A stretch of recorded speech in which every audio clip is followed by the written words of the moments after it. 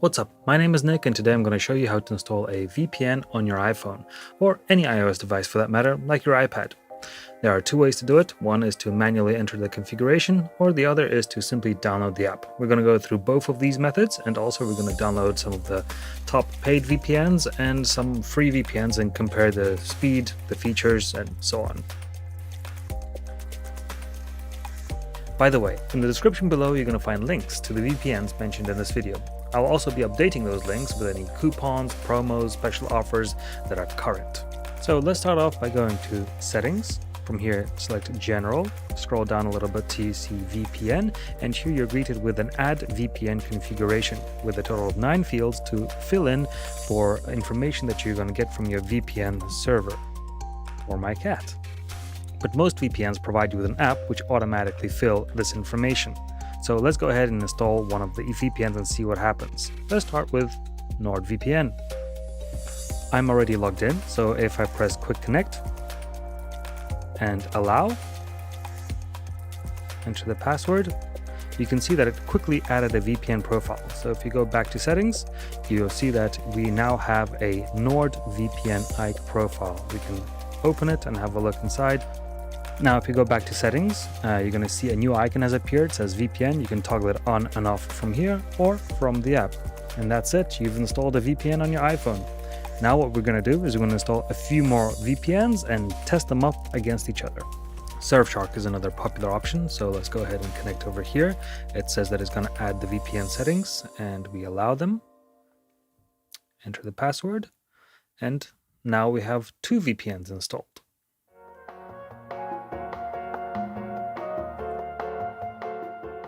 Alright, so Surfshark took noticeably longer to install, but it's here, so let's go ahead and check out our settings. And as you can see now we have 2 VPNs here at the bottom and 1 here on the top. VPN configuration and personal VPN. What's the difference? The personal VPN is a much higher security connection and is usually only offered by paid services, whereas the VPN configuration can often be spotted by the services they're trying to bypass. For example, Netflix might see that you're using a VPN and block your access. Alright, so let's go ahead and install another app, ExpressVPN. I'm going to go ahead and purchase it. They have a 30-day money-back guarantee, so I feel kind of confident that I'll get my money's worth. They have a special deal. It's $5.63 per month if you buy in advance, or $10.93 per month. So $10 is not so bad. Let's go ahead and choose one of those. Enter your email address. Select a way of billing. I'm going to pay by PayPal. Alright, now it asks me to download the app. Agree and continue. Let's set up VPN, and now we have a third VPN. Now that we got the top 3 VPNs installed, let's go ahead and compare how fast they are. We're going to do this by opening speed test. I ran all 3 of these tests next to my router, which is capped out at 300 megabits. And all 3 of these VPNs performed great, almost maxing out its potential. In other words, you will not have any drop in internet speed if you install any of these 3 VPNs. I would say they're all very similar in speed, with ExpressVPN taking some advantage, NordVPN very solidly in the middle, and Surfshark falling just ever so slightly behind. If you'd like to take advantage of one of these 3 offers, well, then I often do some research on the best deals, discounts, coupons, what have you, so check in the description below to see what is currently available. Also, I did some speed tests on the free VPN versions, so let's see how those turned out. When running these free VPNs, I kept thinking that free cheese can only be found in a mousetrap, and I wasn't far off. Most had abysmal speeds, averaging from 5 to 10 megabits per second, as opposed to the 300 which we just saw earlier.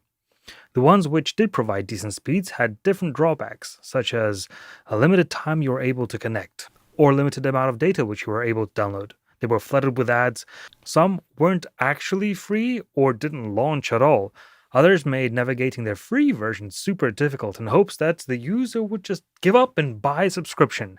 And speaking of which, these free versions have outrageous prices, such as $10 per week. Which doesn't really make them free now, does it? And I mean, not to mention that nobody actually really knows if these free VPNs are spying on you. Because remember, all your data is going through their server, and some of these companies don't have a reputation to uphold. Also, all of the free VPNs which I've tested provide you with limited locations to connect to. For example, only the US or only the location that is closest to you. I mean, I didn't expect a free VPN to be on par with a paid VPN. That's not how it goes. But if I would have to choose one of the better VPNs for free, I would go with either Speedify or Hide.me because they provide you a limited amount of data, but at least it's usable. Whereas the others, you either pay with ads or you pay with speed. It's one or the other.